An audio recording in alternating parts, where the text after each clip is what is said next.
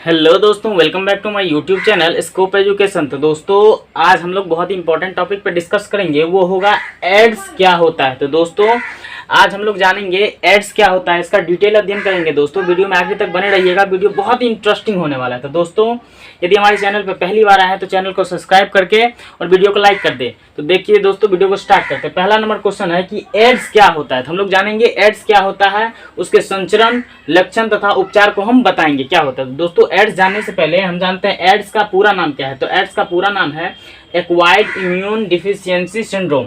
तो दोस्तों एड्स का पूरा नाम क्या होता है, एक्वायर्ड इम्यूनो डिफिशियंसी सिंड्रोम होता है। दोस्तों यदि वीडियो अच्छा से नहीं दिख रहा होगा तो आप वीडियो की क्वालिटी बढ़ा के वीडियो को सही ढंग से देख लीजिएगा और आप स्क्रीनशॉट भी ले सकते हैं। उसके बाद चलिए तो बताते हैं एड्स का पूरा नाम क्या है। एक्वायर्ड इम्यूनो डिफिशियंसी सिंड्रोम होता है। दोस्तों यह HIV वायरस से होता है। तो दोस्तों क्वेश्चन पूछेगा जो एड्स किस वायरस से होता है, तो एड्स HIV वायरस के कारण होता है और HIV का फुल फॉर्म होता है ह्यूमन इम्यूनो डिफिशियंसी वायरस होता है। तो दोस्तों यहाँ लिखा हुआ है होता है और यह शरीर की रोग प्रतिरोधक क्षमता को नष्ट कर देता है। यदि किसी व्यक्ति को एड्स हो जाता है, उसके शरीर का जो रोग प्रतिरोधक क्षमता होता है, जैसे आपको कोई बीमारी हुआ और बीमारी को सहने का क्षमता ये नष्ट कर देता है। तो उसके बाद लिखा हुआ है जिसके कारण से रोगी आसानी से अनेक रोगों से संक्रमण का शिकार हो जाता है और धीरे धीरे एड्स एक ऐसा रोग है जिसका उपचार अभी तक संभव नहीं हो पाया। दोस्तों यदि एड्स हो जाता है तो आदमी धीरे धीरे मतलब कभी ना कभी वो मर जाता है। एड्स के रोगी जल्दी ठीक नहीं हो पाते हैं और एड्स का अभी तक कोई भी इलाज संभव नहीं हो पाया है। दोस्तों एड्स का लक्षण देखते हैं। यदि किसी व्यक्ति में एड्स हो जाता है तो उसका क्या लक्षण होता है उसके बारे में हम देखते हैं। तो पहला नंबर दिया गया है शरीर का भार दिन प्रतिदिन कम हो जाना। यदि किसी व्यक्ति को एड्स हो जाता है उसका भार दिन प्रतिदिन धीरे धीरे घटते जाए। यदि किसी व्यक्ति का वेट 60 किलो है तो धीरे धीरे 52 किलो होगा, 52 किलो होगा, 50 किलो होगा, 48 धीरे धीरे उसका वेट घटते जाएगा। और स्मरण शक्ति कम हो जाता है। यदि उसका याददाश्त शक्ति कम हो जाता है, यदि कोई बात याद करता है धीरे धीरे वो बात भूल जाता है। कुछ भी बोलिए वो जल्दी याद ही नहीं रख पाएगा, उसका स्मरण शक्ति कम हो जाता है। उसके बाद होता है बराबर थकावट महसूस करना, कोई काम भी नहीं करेगा और उसको बार बार थकावट महसूस होगा। फिर चौथा नंबर आंसर दिया गया है इसका लक्षण कि त्वचा पर जहां तहां घाव हो जाता है, लसिका ग्रंथि फूल जाता है, अधिक दिनों तक लगातार पेट खराब रहता है, बोलचाल में भी कष्ट का अनुभव करता है। जैसे फ्रैंकली आदमी नहीं बोल सकता है, मतलब बहुत ही धीमे मतलब सही ढंग से वो बोल नहीं पाता यदि जिस व्यक्ति को एड्स हो जाता है। 8वां नंबर है कि बीच बीच में बीमार हो जाता है, बहुत ज़्यादा वो बीमार ही पड़ेगा, कोई भी रोग उसको तुरंत हो जाएगा क्योंकि उसका रोग प्रतिरोधक क्षमता ही नष्ट हो जाता है। उसके बाद लिखा हुआ है कि एड्स फैलने वाला कारक क्या होता है, हम ये जानेंगे। तो हम जानेंगे एड्स का लक्षण तो हम जान लिए, लेकिन एड्स फैलाता कौन है हम उसके बारे में देखते हैं। पहला नंबर है कि संभोग द्वारा एड्स का संक्रमण। संभोग मतलब होता है जो सेक्स के दौरान एड्स कैसे फैलता है। जैसे कोई भी व्यक्ति सेक्स करता है उसके दौरान एड्स कैसे फैलता है, लिखा हुआ है संभोग द्वारा एड्स का संक्रमण होता है। मुख्यतः यह रोग अनैतिक यौन संबंधों के कारण होता है। दोस्तों अनैतिक यौन संबंध का मतलब होता है जो कई व्यक्तियों के साथ यौन संबंध बनाना।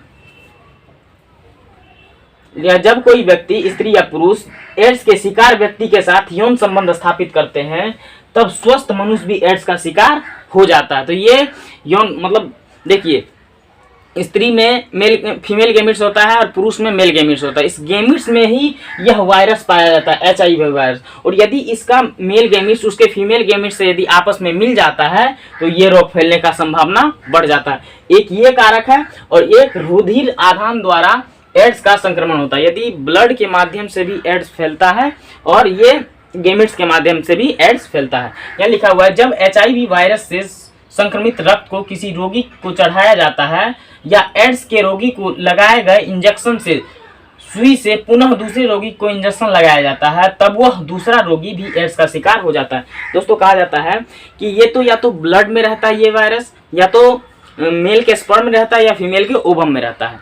तो दोस्तों यदि संभोग करेगा तो इसका मेल का स्पर्म उसके ओवम से मिल जाएगा तो ये वायरस हो जाएगा, ये रोग हो जाएगा।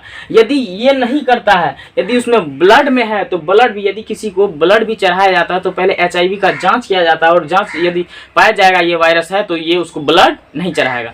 तो दोस्तों कभी कभार क्या होता है, इंजेक्शन भी दिया जाता है, तो इंजेक्शन में भी यदि किसी को एक इंजेक्शन दिए और यही इंजेक्शन से, यही डिस्पोजल से दूसरे आदमी को भी हम वही दे देंगे, यदि उस व्यक्ति को ये HIV हुआ था, यदि उसको भी दे देंगे ये भी उसको रोग हो जाएगा। इसलिए कहा जाता है, जो यहाँ लिखा हुआ है, जब HIV से संक्रमित रक्त को किसी दूसरे रोगी में चढ़ाया जाता है या एड्स के रोगी को लगाए गए इंजेक्शन की सुई से पुनः दूसरे रोगी को इंजेक्शन लगाया जाता है, तब वह रोगी भी एड्स से शिकार हो जाता है, और इस प्रक्रिया में HIV मनुष्य के रुधिर परिसंचरण में सीधे प्रवेश कर रोग उत्पन्न कर देता है। दोस्तों याद रखिएगा, एक सुई से अनेक बार, यदि उसमें ये भी होता है, ये ब्लड के माध्यम से भी फैलता है, और यदि आप लोग बाल बनाने जाते हैं और दाढ़ी बनाने जाते हैं तो जो रेजर होता है सेव करता है, तो यदि किसी व्यक्ति को सेव कर रहा है, यदि उसको एड्स है तो उसका यदि लग जाता है, कट जाता है, तो उसके ब्लड से, यदि उसी ब्लड से आपको ही बनाएगा तो आपको भी रोग होने का 100% संभावना है।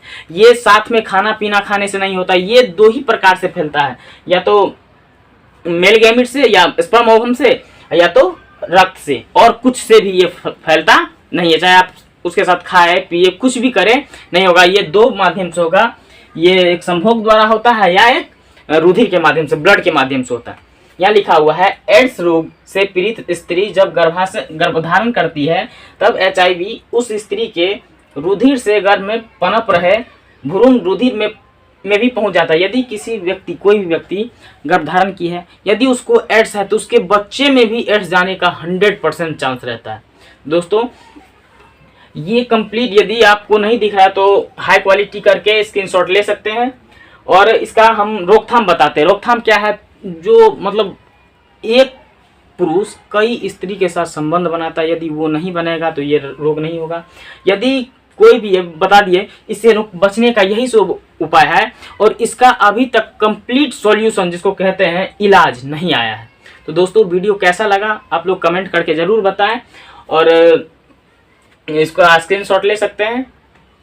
वीडियो देखने के लिए धन्यवाद। यदि हमारा वीडियो अच्छा लगे तो लाइक करें, हमारे चैनल पर पहली बार आए हैं चैनल को सब्सक्राइब करें। थैंक यू, जय हिंद।